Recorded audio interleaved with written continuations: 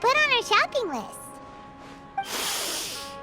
Oh, what a mouth-watering smell.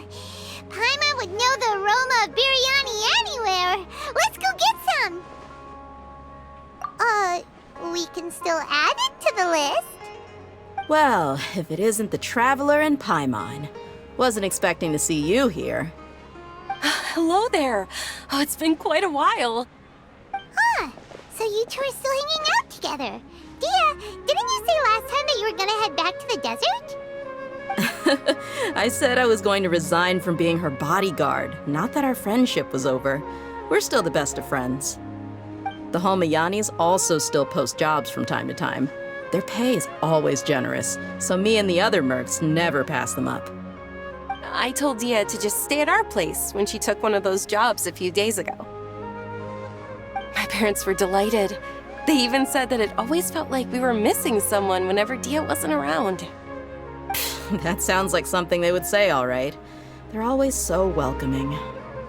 Anyway, the job is already taken care of, so I was gonna head back to the brigade as soon as I finished a little shopping. But the master kept insisting, and I ended up staying for another day. You can stay for as many days as you want, Dehya.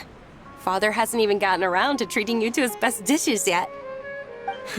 You know I'm not the kind of person to stay put in one place like that, my lady. Don't worry, though. There'll always be next time. But she said they'll treat you to the best dishes! Paimon can't believe you can still refuse that! But wait. Didn't you say last time that you would take me on a trip to the desert? Why don't you just take me with you today, when you leave? There are so many places I still haven't visited yet. I'm sorry, my lady, but no can do. There's still a few things I need to take care of back at the brigade. Besides, the desert hasn't exactly been the most peaceful place lately. Oh, come on. Not this again. That's also what you said last time and the time before that. I know, I'm sorry. Just give me some more time, and I promise I'll plan the best trip ever for you. All right, fine. To be perfectly honest, it's not that I wanted to go, it's more like I feel like something is off about you lately. Ever since you first set foot on the estate a few days ago, you've been acting anxious and even paranoid. Have you been delaying our trip because you've run into some kind of trouble? Nah, are you kidding? You're worrying too much. Would you swear on that? Friends shouldn't lie to each other, you know. I wouldn't pry any further if you're willing to swear on what you just said. But if something really is bothering you, then just tell me. You know I'll help you however I can. Oh, looks like Junior's was onto something. You're too perceptive, my lady. Seems I can't hide anything from you. I just thought that nothing good could come out of telling you about the messy happenings of mercenaries. Knowing too much only leads to more trouble. Mercenary life is a dog-eat-dog world where Mora reigns supreme. Everything operates on a complete... That doesn't change anything about what I just said, though. We're still friends, and I can only support you if I understand what's bothering you. My lady... You're not gonna stop until you drag it out of me, are ya? All right, I'll share what I know. Let's go somewhere else first. This isn't exactly the best place for a discussion. Okay, let's talk here. Just try not to draw any extra attention. As you may already know, the Eremites have both a lot of mercenaries and a complex organizational structure. Many mercs are no different than me, just going around looking for jobs to earn some mora. My brigade is called the Blazing Beasts. We're not a large group, but every member is loyal and brave. However, not all Eremite brigades are like mine. Some are willing to cross all kinds of lines for the sake of mora. The most notorious is a faction known as Deshret's Relics. Deshret's Relics? Judging from the name, they must really look up to... Yep, you got it. I've heard that you've already crossed paths with Ain al-Akmar. They're one of the groups under the Relic's banner. Oh, you mean the group that tried to sell us the Divine Knowledge Capsule? Yeah, they weren't friendly at all. Deshret's Relics is composed of many smaller brigades like Ain al-Ahmar. The Relic's headquarters issues orders to all brigades under his control. On any other day, I would want nothing to do with them. Unfortunately, though, the brigade that's stirring up trouble now is none other than Dehya al-Ahmar. Dakan? I think it means beard or something. Believe me, it's a really stupid name. I found it insufferable for years. Anyway, the real issue is that Dehya al-Ahmar is led by my father, Kusela. Say what now? I think I'm starting to understand your anxiety now. But what did they do? I won't go into details, my lady, but they've been involved in a lot of violent incidents. We're talking hundreds. Hundreds? Yep.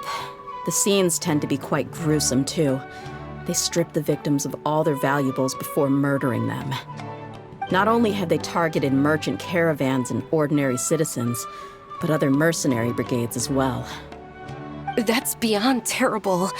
They won't even spare their own kind. I don't know how Deshret's Relic sees it.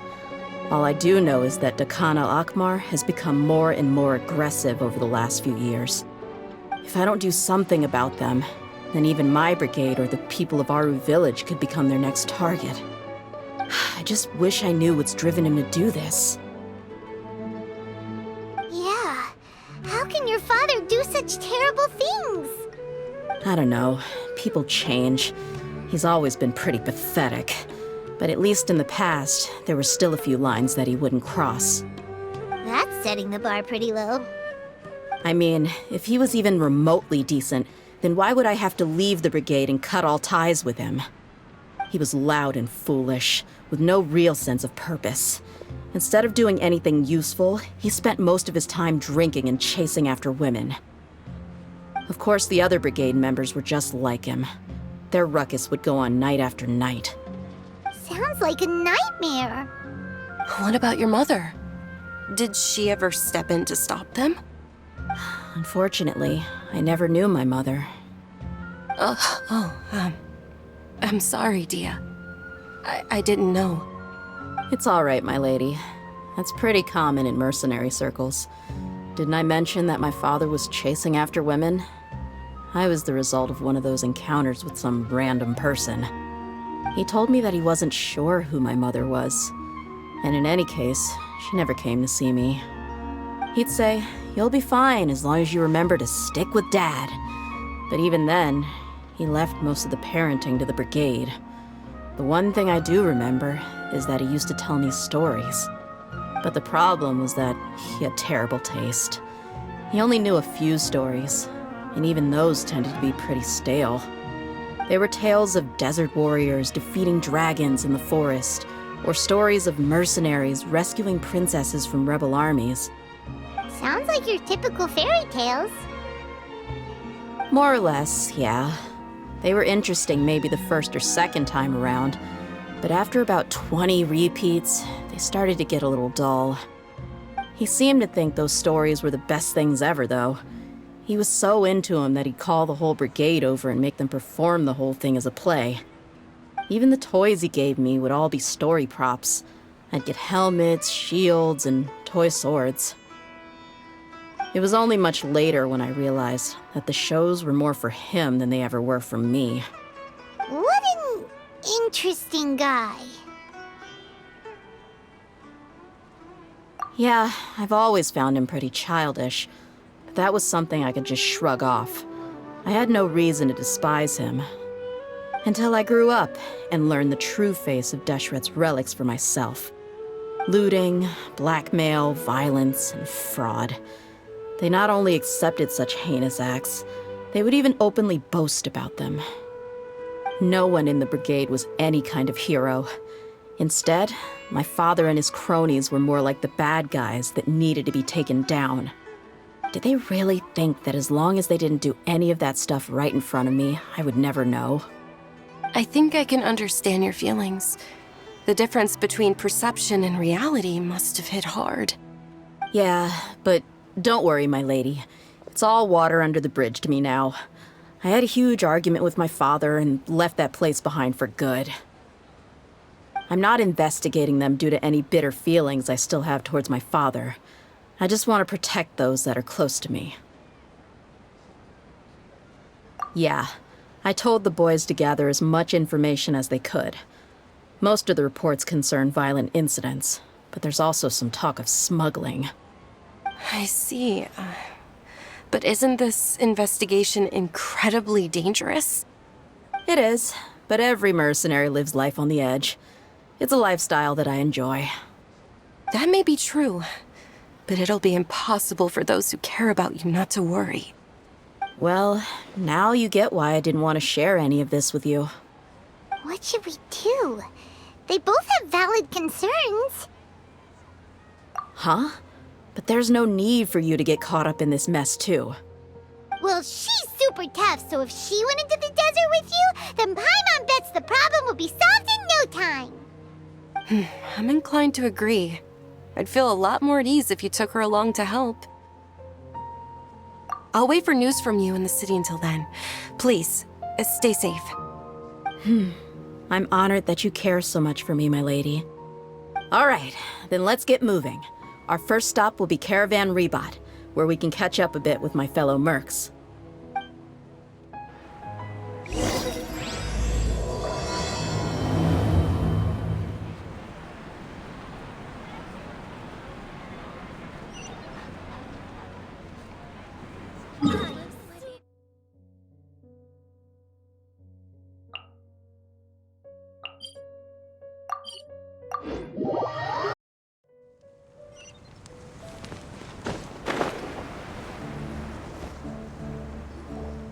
Hey, Dehya, you're back.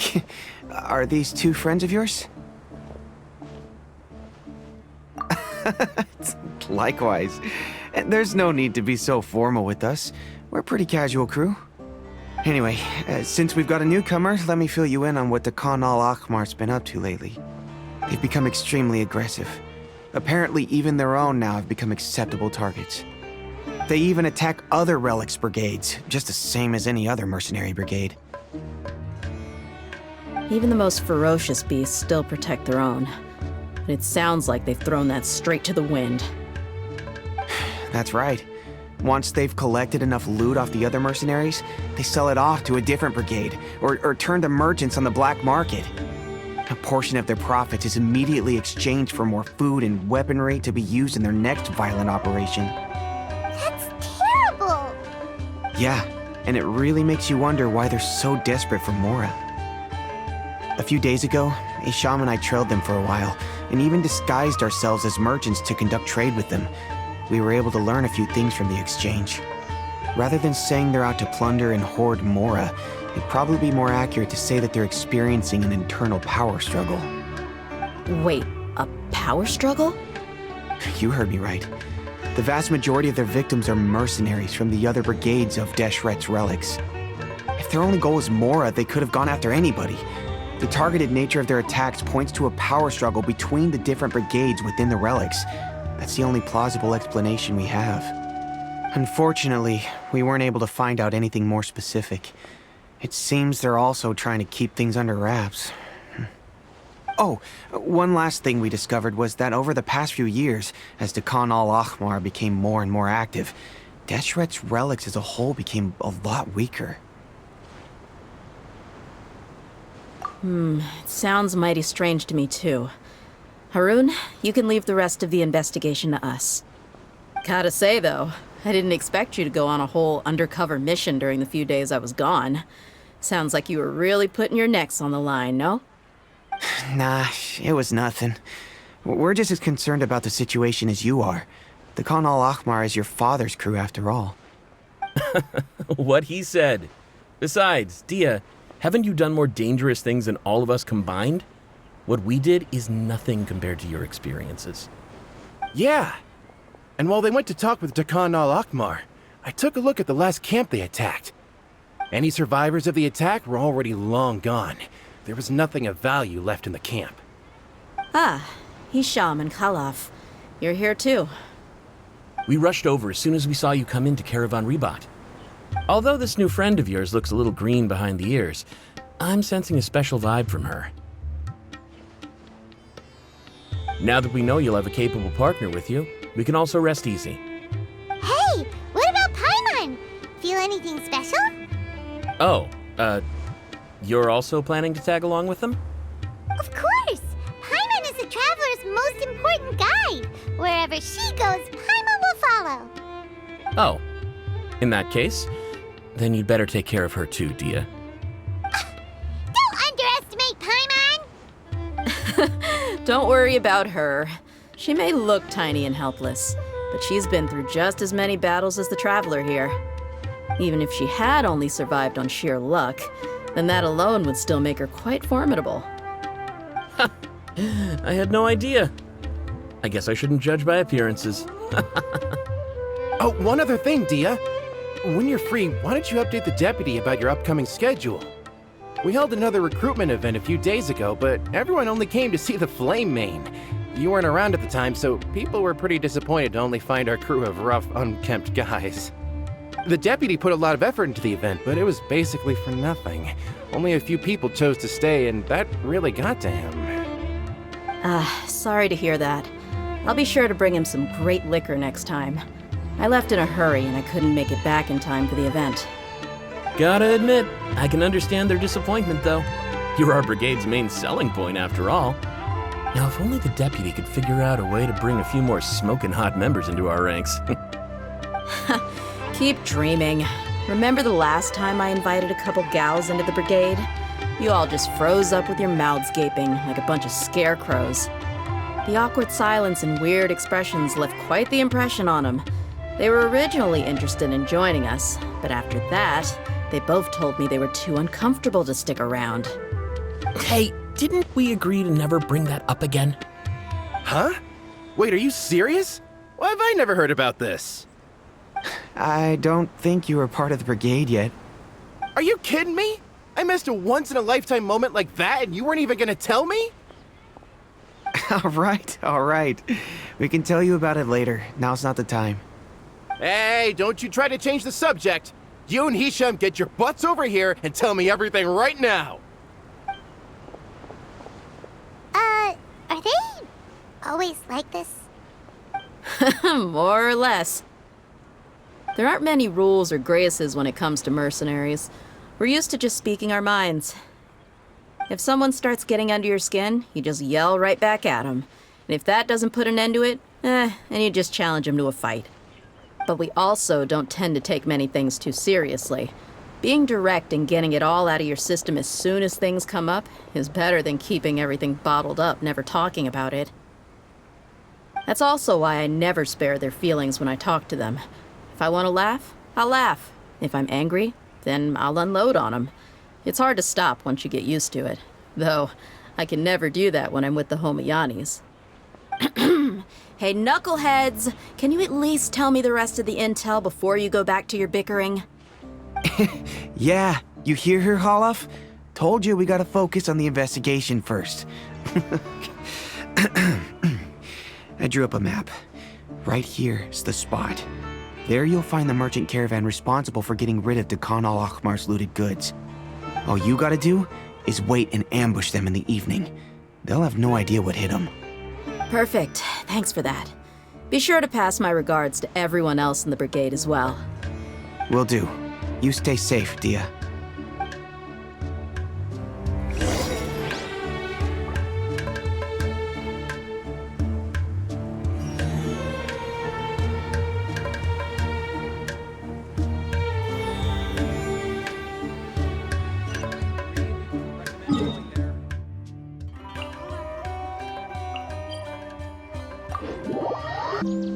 This should be the place. Let's find a spot to hide and bide our time.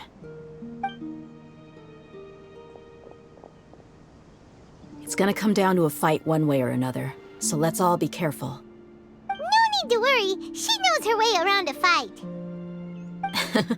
I'm not worried about that. What I meant is that we probably shouldn't go too hard on the enemy. After all, we still need to get information out of them.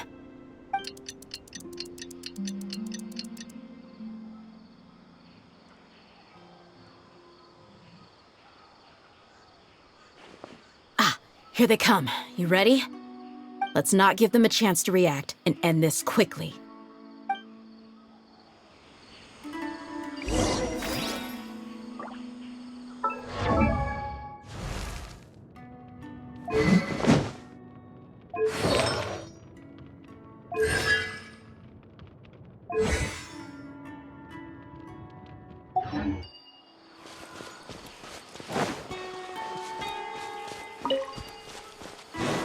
That's close. Let's get it on!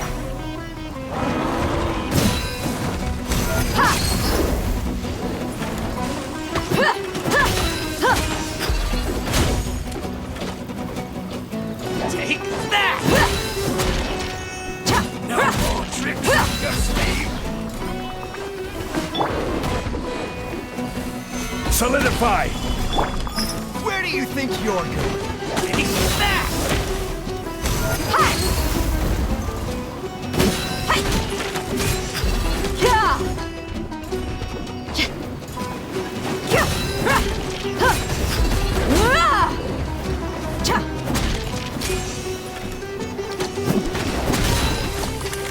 No more tricks up your sleeve! Where do you think you're going?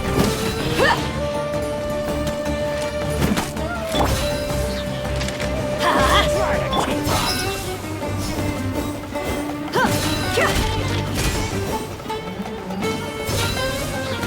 Adventure time!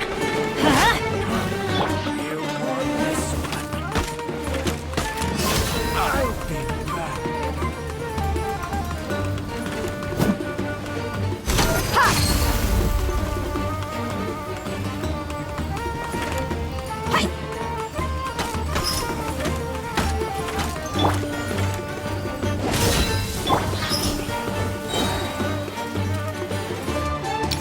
You're dead meat! I'll be back.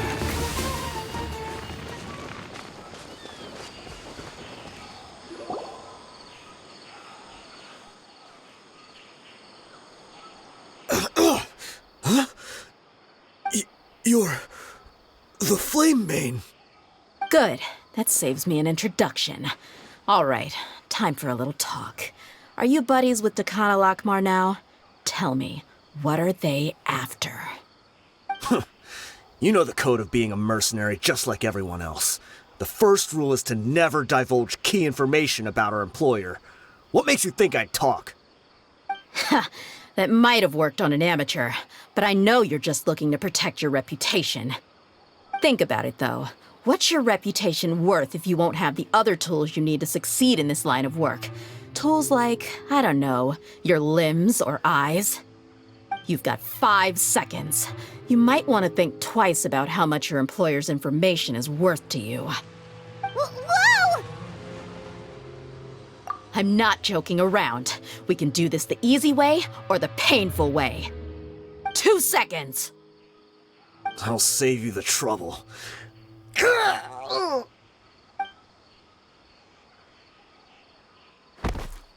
Huh?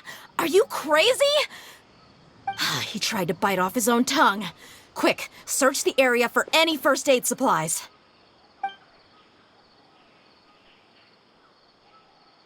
I definitely didn't expect him to go that far. Thankfully, the wound wasn't too deep, and he just passed out from the pain. But why would he be so extreme? I just wanted to test his mettle. You can get a lot of mercenaries to talk just by threatening them. I didn't expect him to be willing to go through so much pain just to deny us some intel. Well, he's out cold for now. We could wait for him to wake up, but maybe it's not a good idea to interrogate him any further. What should we do? Yeah, don't worry about it. It'll be a waste of time to interrogate him again after that. He might just hurt himself again if we start asking. There are lots of goods around here. Let's search the area. Maybe we'll be able to find something. I'm really sorry.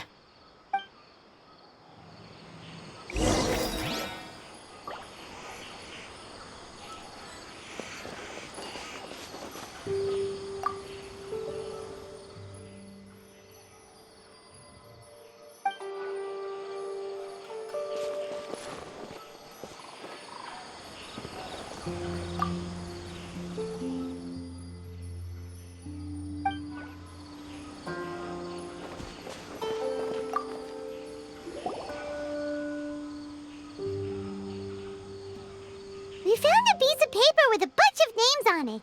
Maybe it's a record of something. Let me take a look. If this really is a merchant caravan, they should have a record of their transactions. Yep. I see an entry for Dakana Lakmar right here. Kusela, Idrisi, Bashar, and Takriti. All familiar names. Dakana Lakmar has been trading for a hefty supply of food, weapons, and medicine. It seems that in the past, they used to receive some canned knowledge as well. This caravan is just one link in their logistics chain. Once in the rainforest, the caravan will exchange the looted goods for Mora, and the funds will then be passed to a specific person. That person will then pack the caravan full of necessary goods, which will then be brought right back to Dakana Lakmar. Wait, why is there no Mora value recorded for the final transaction? No value? Yeah, every transaction before the last one was marked with an exact amount of Mora, but the final one, where they paid for everything to be brought back to the desert, was simply marked as delivered. Perhaps, but they couldn't have known how much they would make off selling the loot. Do they not care about profit margins at all? Anyway, the next part's the records of the goods themselves. There are a lot of entries. Everything was probably sourced from the rainforest. Huh? What's wrong? Shahzaman Homayani? Homayani? You mean Dunyarzad's family? Could it just be another family with the same last name? I'd be surprised to find someone with the exact same first and last name. Shahzaman Homayani is Dunyarzad's father, and the head of the Homayani family. Just what the heck is going on here? I'm sorry, you're right. I'll consider what we found and not jump to conclusions just yet. But what this piece of paper confirms is that the Homayani family has been providing goods to Dakana Lakmar. What if the Homayanis have been kept in the dark and don't know they've been trading with Dakana Akhmar? That's a possibility, but if that was the case, why is this caravan specifically named Shahzaman as their person of contact? They could have just as easily bought goods such as food and medicine directly from Caravan Ribat or Port Ormos. Yeah, funding violence and looting. The brigade gets the goods, and he is paid the proceeds from the sale of the loot. But why would he do something like this? It's not like the Homayanis are in need of money. I honestly have no idea. I've been to their estate many times, and I've never noticed anything suspicious. The only potentially large expenditure I could think of would be the treatment costs for Dunyarzad's Elazar. Maybe they borrowed a lot of Mora in the past? But that's still just a speculation. I don't think the Master would stoop so low to make Mora. You're probably right. I know my lady's personality, and she wouldn't deliberately keep something like this from us. But what should we do now? All we found is just another mystery.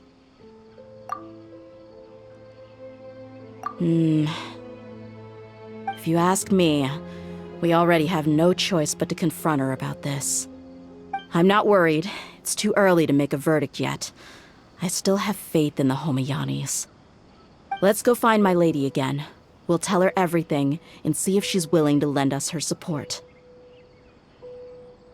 If we're lucky, we can not only figure out the mystery of this paper, but also follow the trail of breadcrumbs to the people responsible at Dakana Lakmar.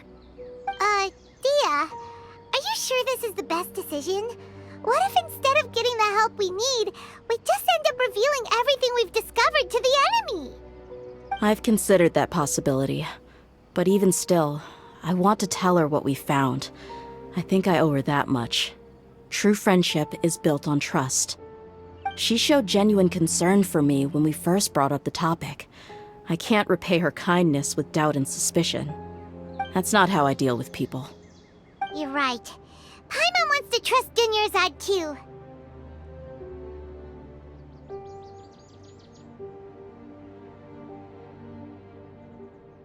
Yeah.